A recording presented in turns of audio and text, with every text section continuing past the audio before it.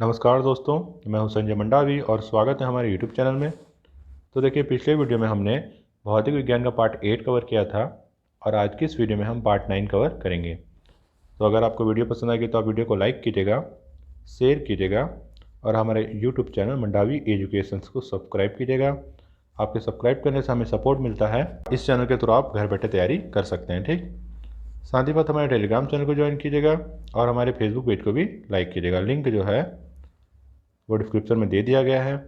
और एक इम्पॉर्टेंट बात कि आप वीडियो को कम से कम 2 बार देखिए, जिससे आपको चीज़ें अच्छी तरीके से समझ में आएगी और आप चीज़ों को ध्यान पे रख पाएंगे, ठीक। और अगर किसी भी प्रकार का डाउट होता है आपको वीडियो से रिलेटेड तो आप मुझे कमेंट बॉक्स में कमेंट कर सकते हैं। तो चलिए शुरू करते हैं आज का वीडियो। आज का हमारा पहला टॉपिक है लेंस। तो देखिए, लेंस जो होती है वो 2 प्रकार की होती है। कौन कौन सी लेंस होती है?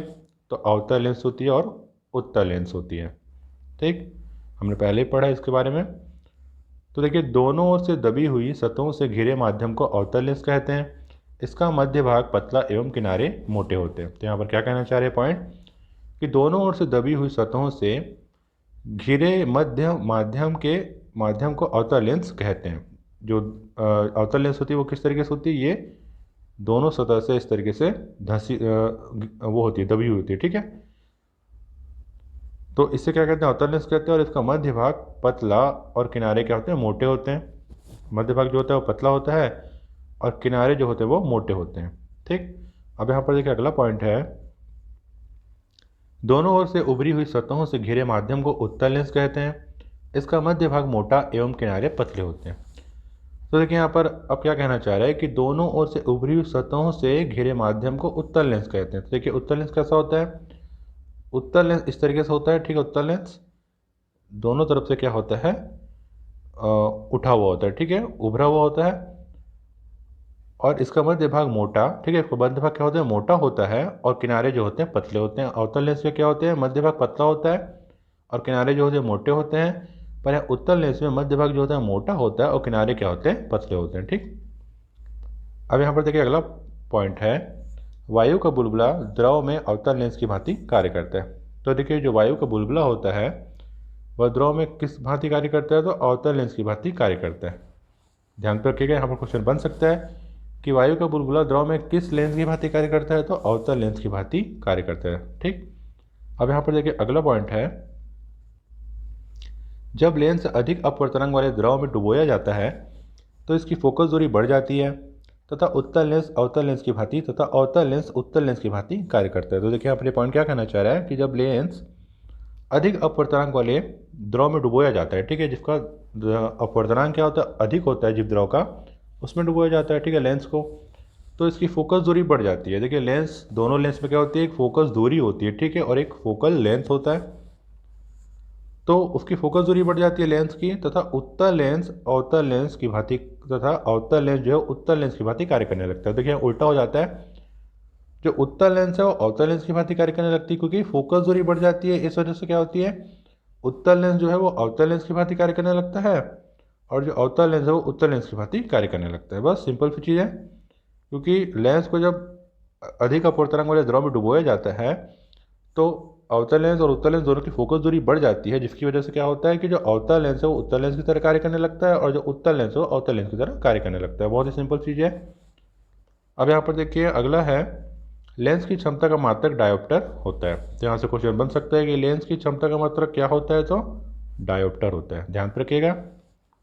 अब यहाँ पर देखिए, अगला टॉपिक है पूर्ण आंतरिक परावर्तन। तो देखिए, यहाँ पर प्रकाश की किरण के सघन माध्यम से विरल माध्यम में जाने पर यदि आपतन कोण का मान क्रांतिक कोण से अधिक कर दिया जाए तो माध्यमों को अलग करने वाले पृष्ठ से पूर्ण रूप से परावर्तित होकर उसी माध्यम में लौटने की घटना को पूर्ण आंतरिक परावर्तन कहते हैं। तो देखिए, यहाँ पर ये पॉइंट क्या कहना चाह रहा है कि प्रकाश की किरण के सघन माध्यम से विरल माध्यम में जाने पर यदि आपतन कोण का मान क्या होता है? क्रांतिक कोण से अधिक कर दिया जाए। अब देखिए, प्रकाश जो है वो सरल माध्यम से कठिन माध्यम में जाएगी तो क्या होगा? आपतन कोण का जो मान है वो क्रांतिक कोण से क्या होगा? अधिक हो जाएगा, ठीक है। तो क्या होगा? अब देखिए, ये अपना पृष्ठ है, ठीक है, ये हमारा पृष्ठ है। यहाँ पर किरण आपतित हो रही है और परावर्तित हो रही है, ठीक है, ये लंब है। यहाँ आपतन कोण निकल गया और ये इधर परावर्तन कोण निकल गया, ठीक है। तो देखिए यहाँ पर क्या बोल रहे हैं, क्योंकि अब प्रकाश की किरण सघन माध्यम है, पर जब यहाँ पर मान के चलिए यहाँ पर विरल माध्यम आ गया है ना, तो यहाँ पर ये चेंज हो जाएगा। ठीक है, आपतन कोण का जो मान है वो क्रांतिक कोण से अधिक हो जाएगा। ठीक है, तो माध्यमों को अलग करने वाले पृष्ठ से, है ना, माध्यमों को अलग करने वाले मतलब सघन माध्यम से विरल माध्यम में चला गया प्रकाश, तो माध्यमों को अलग करने वाले पृष्ठ से पूर्ण रूप से परावर्तित होकर उसी माध्यम में लौटने की घटना को पूर्ण आंतरिक परावर्तन कहते हैं। अब देखिए जो प्रकाश है वो क्या करेगा, क्योंकि माध्यम में बदलाव हुआ, तो देखिए यहाँ पर पहले क्या हो रहा था, वो आपतित होकर परावर्तित हो रहा था, पर यहाँ पर क्या होगा, वो आपतित होने के बाद उसी दिशा में परावर्तित हो जाएगा। ठीक, यहाँ पर क्या बोल रहा है कि अलग करने वाले पृष्ठ से पूर्ण रूप से परावर्तित होकर उसी माध्यम में लौटने की घटना को, उसी माध्यम में वो वापस परावर्तित हो जाएगा, लौट जाएगा, तो इसे क्या क्या कहते हैं, पूर्ण आंतरिक परावर्तन कहते हैं। ठीक, तो देखिए यहाँ पर हम पूर्ण आंतरिक परावर्तन को डायग्राम के थ्रू समझ लेते हैं। तो देखिए मान के चलिए कि ये जल है, ठीक, ये जल है यहाँ पर और यहाँ पर हवा है, तो मान के चलते हैं कि जल जो है वो सघन माध्यम है और जो हवा है वो क्या है, विरल माध्यम है। ठीक, तो देखिए जो प्रकाश है, प्रकाश की किरण जब यहाँ पर आपतित होती है, देखिए इस पृष्ठ पर, ठीक है, इसके बाहर तो हवा है, तो यहाँ पर जब यहाँ पर जल के तल पर आपतित होती है तो उसका जो परावर्तन है वो इस तरीके से होना चाहिए, ठीक है, बाहर की तरफ होना चाहिए। पर पूर्ण आंतरिक परावर्तन में क्या होता है कि जो प्रकाश की किरण है वो इस तरीके से आपतित होती है, ठीक है, पृष्ठ तल पर, कि उसका जो परावर्तन है वो उसी माध्यम में हो जाता है, मतलब यहीं पर आपतित हुई और बाहर न जाकर वो उसी माध्यम जल के अंदर ही परावर्तित हो गई। देखिए इस तरीके से, तो बस यही कहना चाह रहा है कि देखिए ये बाहर ही नहीं निकल पाती है, उसी माध्यम में परावर्तित हो जाती है, तो इसे क्या कहते हैं, पूर्ण आंतरिक परावर्तन कहते हैं। मतलब नाम से स्पष्ट है, पूर्ण आंतरिक परावर्तन मतलब देखिए पूर्ण रूप से आंतरिक रूप में वह परावर्तित हो गई उसी माध्यम में, ये इस तरीके से आपतित हुई और यहाँ पर परावर्तित हो गई। ठीक, तो बस यही कहना चाह रहे हैं पूर्ण आंतरिक परावर्तन में। तो देखिए जो हीरा होता है, हीरे में जब कोई प्रकाश गुजरता है ना, अंदर जाता है, तब वहाँ पूर्ण आंतरिक परावर्तन हो जाता है। मतलब वो क्या होता है, वो प्रकाश क्या है, बाहर ही नहीं निकल पाता, एक बार अगर अंदर चला गया तो बाहर ही नहीं निकल पाता वो प्रकाश, तो इसके कारण क्या होता है, हीरा जो है बहुत चमकता है। ठीक है, तो आप समझ पा रहे होंगे। अब यहाँ पर देखिए हमारा अगला टॉपिक है प्रकाश का प्रकीर्णन। ठीक, तो देखिए धूल तथा अन्य पदार्थों के अत्यंत सूक्ष्म कणों से युक्त माध्यम द्वारा प्रकाश का सभी दिशाओं में असमान रूप से प्रसारित हो जाना प्रकाश का प्रकीर्णन कहलाता है। तो देखिए यहाँ पर एक पॉइंट क्या कहना चाह रहे हैं कि धूल तथा अन्य पदार्थों के अत्यंत सूक्ष्म कणों से युक्त माध्यम द्वारा, ठीक है, जो माध्यम है उसमें क्या है, धूल है और कई सूक्ष्म कण है, ठीक है ना, तो उसमें क्या है, प्रकाश का सभी दिशाओं में असमान रूप से प्रसारित हो जाना प्रकाश का प्रकीर्णन कहते हैं। अब देखिए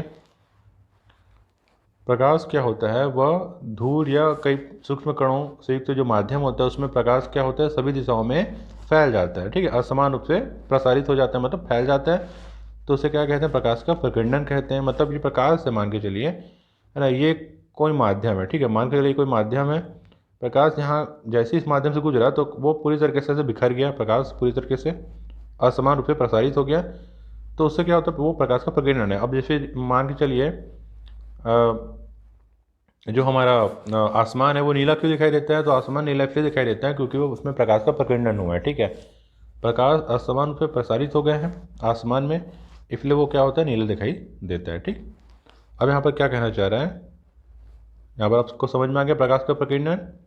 ठीक, कि जो प्रकाश है वो धूल या कई सूक्ष्म कणों से युक्त जो माध्यम है वहाँ पर प्रकाश क्या होता है, सभी दिशाओं में असमान रूप से प्रसारित हो जाता है, तो इस घटना को क्या कहते हैं, प्रकाश का प्रकीर्णन, जैसे कि आसमान का नीला दिखाई देना। ठीक, अब यहाँ पर देखिए अगला हमारा पॉइंट है, बैगनी रंग की तरंग दैर्ध्य कम होने के कारण वह सबसे अधिक प्रकर्णित होती है, जबकि लाल रंग की तरंग दैर्ध्य अधिक होने के कारण वह सबसे कम प्रकर्णित या फैलता है। देखिए प्रकर्णन मतलब क्या होता है, फैलना, ठीक है, सिंपल सी चीज़ है।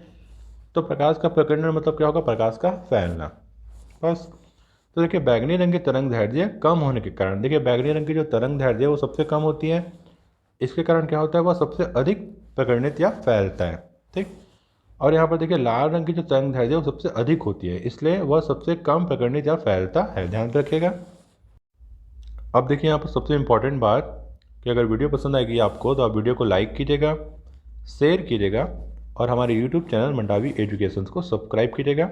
आपके सब्सक्राइब करने से ही हमें सपोर्ट मिलता है और हमारे यूट्यूब चैनल के थ्रू आप घर बैठे तैयारी कर सकते हैं। ठीक, तो चलिए शुरू करते हैं। हमारा अगला टॉपिक है यहाँ पर वस्तुओं का रंग। तो देखिए, सामान्य प्रकाश में रखी हुई वस्तु जिस रंग के प्रकाश को परावर्तन या अपवर्तन द्वारा हमारी आंख में भेजती है, वस्तु उसी रंग की दिखाई पड़ती है। तो देखिए पॉइंट क्या कहना चाह रहा है कि सामान्य प्रकाश में रखी गई कोई वस्तु है, ठीक है, जिस रंग के प्रकाश को परावर्तन या अपवर्तन द्वारा हमारी आंख में भेजती है। अब देखिए, कोई वस्तु रखी हुई है और उसमें प्रकाश पड़ रहा है, तो जब वो परावर्तित होगी, ठीक है, जब वो प्रकाश उस वस्तु से टकराकर, ठीक है, परावर्तित होगी, तो जिस रंग में वो परावर्तित होगी, हमारे आँखों परावर्तित होकर वो क्या होगी, हमारे आँखों की तरफ, आँखों के पास आएगी, हमारे आँखों को वो भेजेगी परावर्तित होकर।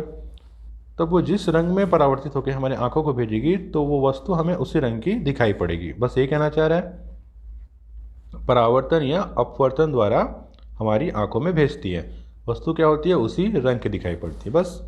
और जैसे टमाटर है, टमाटर क्या होता है, लाल कलर का नज़र आता है। तो जब प्रकाश उस पर पड़ता है और परावर्तित या अपवर्तित होकर प्रकाश क्या होती है, हमारे आँखों में आता है, तो वो परावर्तित होकर क्या हुआ, लाल कलर का किरण हमारे आँखों की ओर भेजा उसने, तो टमाटर क्या हमें लाल कलर की दिखने लग गई। बस सिंपल सी चीज़ है।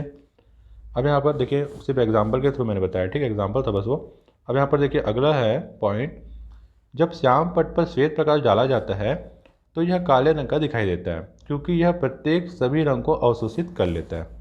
तो यहाँ पर देखिए पॉइंट क्या कहना चाह रहे हैं, बहुत ही इंपॉर्टेंट पॉइंट ये है कि जब श्याम पट पर, मतलब ब्लैक बोर्ड पर क्या किया जाता है, श्वेत प्रकाश डाला जाता है, तो यह काले रंग का दिखाई पड़ देता है। ठीक है, जब हम ब्लैक बोर्ड पर क्या करते हैं, सफ़ेद प्रकाश डालते हैं, तो वह काले रंग का दिखाई देता है। तो देखिए, हमने पहले पढ़ा कि जिस कलर की वस्तु है, अगर उस वस्तु से कोई प्रकाश टकराई और परावर्तित या अपवर्तित होकर हमारी आंखों के पास आई, तो देखिए जिस वस्तु की वो कलर है, उसी कलर में क्या होती है, प्रकाश अपवर्तित या परावर्तित होती है, तो हमारी आंखों को भी वही कलर नज़र आता है। पर यहाँ पर जब श्याम पट पर या ब्लैक बोर्ड पर प्रकाश डाला जाता है, तो अब वो काले रंग का है ब्लैक बोर्ड, तो काले रंग की प्रकाश वो होनी चाहिए ना, परावर्तित और अपवर्तित होनी चाहिए हमारी आंखों के पास, पर ऐसा नहीं होता। ठीक है, श्याम पट पर जब श्वेत प्रकाश डाला जाता है, तब वह काले रंग का दिखाई देता है, क्योंकि यह क्या करती है, प्रत्येक सभी रंग को अवशोषित कर लेती है। क्योंकि जो सफ़ेद रंग होती है, मतलब सॉरी, जो काला रंग होता है, वो क्या करता है, सभी रंगों को अवशोषित कर लेता है।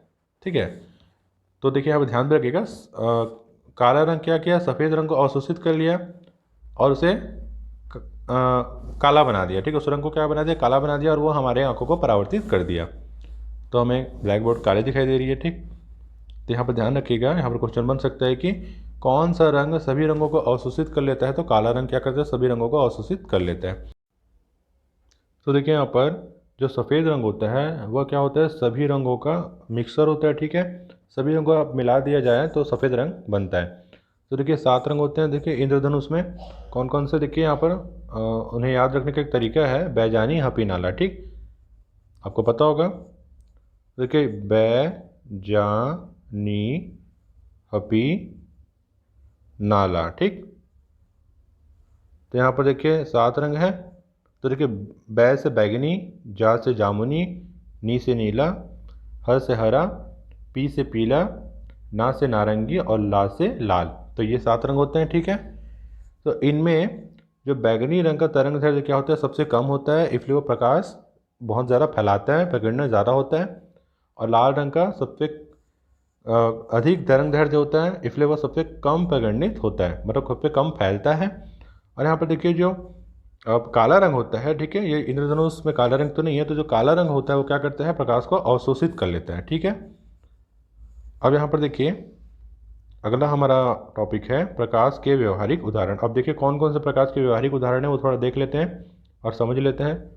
आकाश का रंग नीला दिखाई देता है, क्योंकि नीला रंग सबसे अधिक प्रकीर्णित होता है तथा फैल जाता है। तो मैंने पहले ही बताया आपको कि जो आसमान का रंग है वो नीला इसलिए दिखाई देता है क्योंकि प्रकाश का प्रकीर्णन हुआ है। ठीक है, और नीला रंग क्या होता है, सबसे अधिक प्रकीर्णित होता है, क्योंकि इसका जो तरंग दैर्ध्य वो कम होगा, इसलिए सबसे अधिक प्रकीर्णित होता है या फैल जाता है।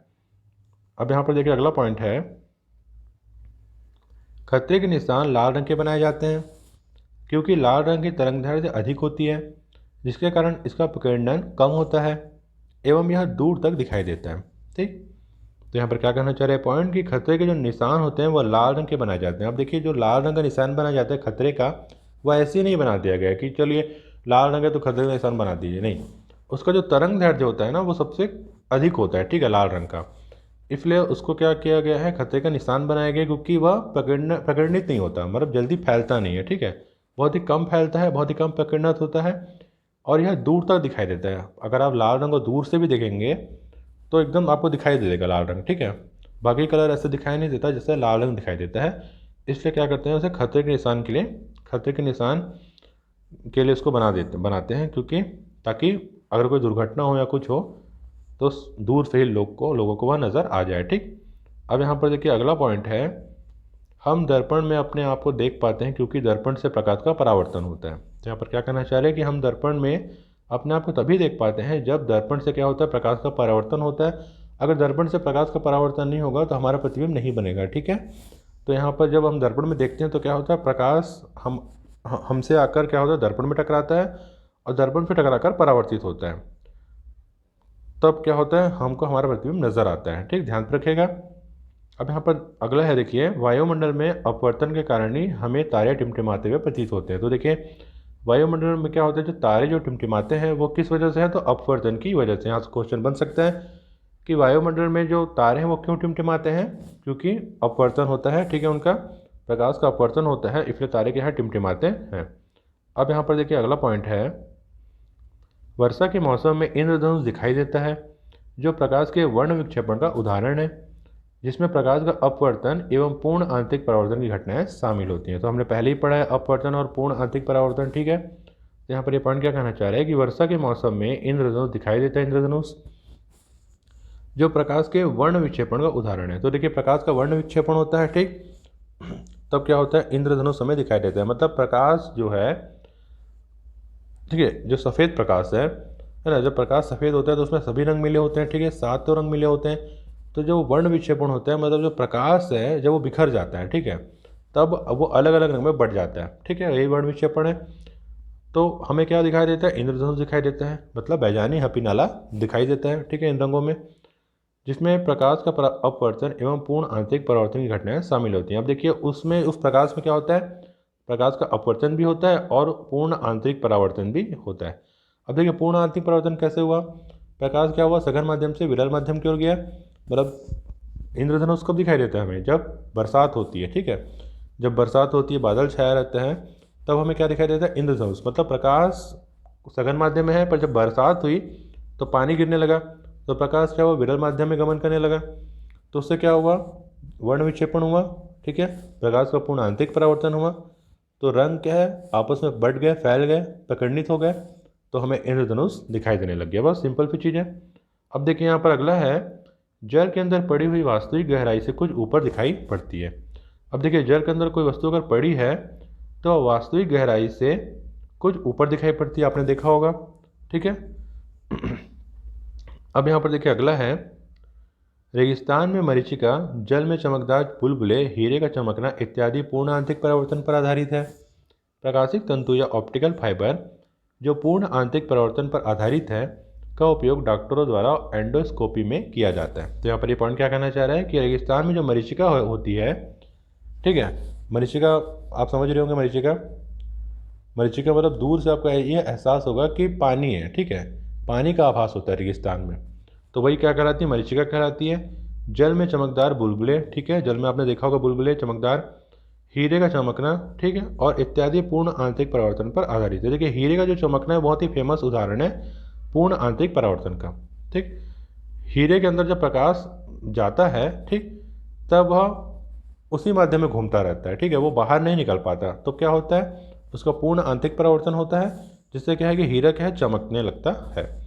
अब यहाँ पर देखिए प्रकाशिक तंतु या ऑप्टिकल फाइबर जो पूर्ण आंतरिक परावर्तन पर आधारित है। यहाँ पर देखिए प्रकाशिक तंतु जो पूर्ण आंतरिक परावर्तन पर आधारित है और ऑप्टिकल फाइबर जो भी पूर्ण आंतरिक परावर्तन पर आधारित है, ठीक है, का उपयोग डॉक्टरों द्वारा एंडोस्कोपी में किया जाता है, ठीक। तो ऑप्टिकल फाइबर और प्रकाशिक तंतु का उपयोग कहाँ किया जाता है, डॉक्टरों द्वारा एंडोस्कोपी में। तो यहाँ से क्वेश्चन पूछ सकता है कि एंडोस्कोपी में किन किन चीज़ों का यूज़ किया जाता है, तो प्रकाशिक तंतु या ऑप्टिकल फाइबर। ठीक है। या ये भी क्वेश्चन बन सकता है कि डॉक्टरों द्वारा प्रकाशिक तंतु और ऑप्टिकल फाइबर का उपयोग कहाँ पर किया जाता है, या पूर्ण आंतरिक प्रवर्तन पर जो आधारित वस्तुएं उनका उपयोग कहाँ पर किया जाता है, तो एंडोस्कोपी में किया जाता है। ठीक। अब यहाँ पर देखिए अगला पॉइंट है, गर्मियों में सफ़ेद वस्त्रों का उपयोग अधिक किया जाता है क्योंकि सफ़ेद वस्त्र ऊष्मा के अच्छे परावर्तक व काले वस्त्र अच्छे अवशोषक होते हैं। तो यहाँ पर देखिए कि आप कहना चाह रहे पॉइंट कि गर्मियों में क्या होता है, जो सफ़ेद वस्त्र होते हैं उनका उपयोग अधिक किया जाता है क्योंकि सफ़ेद वस्त्र क्या करते हैं, ऊष्मा के अच्छे परावर्तक होते हैं। ठीक है। जो सफ़ेद कपड़े होते हैं वो क्या करते हैं, ऊष्मा को परावर्तित करते हैं, जिससे क्या होती है, सफ़ेद कपड़े जो पहना व्यक्ति उसे गर्मी नहीं लगती। ठीक है, क्योंकि ऊष्मा क्या हो रही है, परावर्तित हो रही है। और जो काले वस्त्र होते हैं वो अच्छे अवशोषक होते हैं, मतलब काले वस्त्र क्या होते हैं, ऊष्मा को अवशोषित कर लेते हैं, जिससे क्या होगा, अगर कोई व्यक्ति काले कपड़े पहने गर्मी में तो उसे गर्मी अधिक लगेगी। ठीक। अब यहाँ पर देखिए अगला पॉइंट है, द्रव में अंशतः डूबी हुई सीधी छड़ टेढ़ी दिखाई पड़ती है, यह प्रकाश के अपवर्तन का उदाहरण है। तो देखिए आपने देखा होगा कि जो पानी में हम कोई सीधी छड़ डुबाते हैं तो वो कैसे दिखाई देती है, टेढ़ी दिखाई पड़ती है। तो क्या होता है, उसमें प्रकाश का अपवर्तन होता है। ठीक, ध्यान पर रखिएगा। अब देखिए हमारा अगला टॉपिक है मानव नेत्र एवं दृष्टि दोष। तो देखिए स्पष्ट दृष्टि की न्यूनतम दूरी 25 सेंटीमीटर होती है। क्या कहना चाह रहे हैं यहाँ पर कि जो स्पष्ट दृष्टि होती है उसकी न्यूनतम दूरी कितनी होती है, 25 सेंटीमीटर। क्वेश्चन बन सकता है, ध्यान पे रखिएगा। अगला यहाँ पर देखिए अगला पॉइंट, रेटिना पर वस्तु का उल्टा एवं वास्तविक प्रतिबिंब बनता है। तो यहाँ पर क्वेश्चन बन सकता है कि रेटिना पर वस्तु का कैसा प्रतिबिंब बनता है, तो उल्टा और वास्तविक। ध्यान पे रखिएगा। देखिए जनरली ये देखिए कि जब वास्तविक प्रतिबिंब बनता है तो वो उल्टा बनता है, और जब सीधा प्रतिबिंब बनता है तो आभासी प्रतिबिंब बनता है। ध्यान पे रखिएगा। अब यहाँ पर देखिए जरा दृष्टि दोष में क्या होता है, द्विफोकसीय लेंस का उपयोग किया जाता है। ठीक है, जो जरा दृष्टि दोष होता है उसमें द्विफोकसीय लेंस, मतलब जिस लेंस में दो फोकस होते हैं उनको यूज़ किया जाता है। ठीक। अब यहाँ पर देखिए अगला है अबिंदुकता, जिसमें क्या क्या यूज़ किया जाता है, तो बेलनाकार लेंस का उपयोग किया जाता है। ठीक। अब यहाँ पर देखिए अगला है निकट दृष्टि दोष, जिसमें अवतल लेंस का उपयोग किया जाता है। और अगला देखिए दूर दृष्टि दोष में क्या होता है, उत्तल लेंस का उपयोग किया जाता है। तो ध्यान पे रखिएगा, क्वेश्चन बनता है कि निकट दृष्टि दोष में किस लेंस का उपयोग किया जाता है, तो अवतल लेंस का। ठीक है, और दूर दृष्टि में उत्तल लेंस का। ध्यान पे रखिएगा। तो अगर वीडियो आपको पसंद आएगी तो आप वीडियो को लाइक कीजिएगा, शेयर कीजिएगा, और हमारे यूट्यूब चैनल मंडावी एजुकेशन को सब्सक्राइब कीजिएगा। आपके सब्सक्राइब करने से हमें सपोर्ट मिलता है और हम अच्छी अच्छी वीडियो बना पाते हैं। ठीक, और हमारे यूट्यूब चैनल के थ्रू आप घर बैठे तैयारी कर सकते हैं। साथ ही साथ हमारे टेलीग्राम चैनल को ज्वाइन कीजिएगा और हमारे फेसबुक पेज को भी लाइक कीजिएगा। ठीक, लिंक जो है वो डिस्क्रिप्शन में दे दिया गया है। साथ ही अगर किसी भी प्रकार का डाउट होता है आपको वीडियो से रिलेटेड, तो आप मुझे कमेंट बॉक्स में कमेंट कर सकते हैं। और एक इम्पॉर्टेंट बात कि आप वीडियो को कम से कम 2 बार देखिए, जिससे आपको चीज़ें अच्छे तरीके से समझ में आएगी और आप चीज़ों को ध्यान पे रख पाएंगे। तो फिर मिलते हैं अगली वीडियो में, तब तक के लिए धन्यवाद, नमस्कार।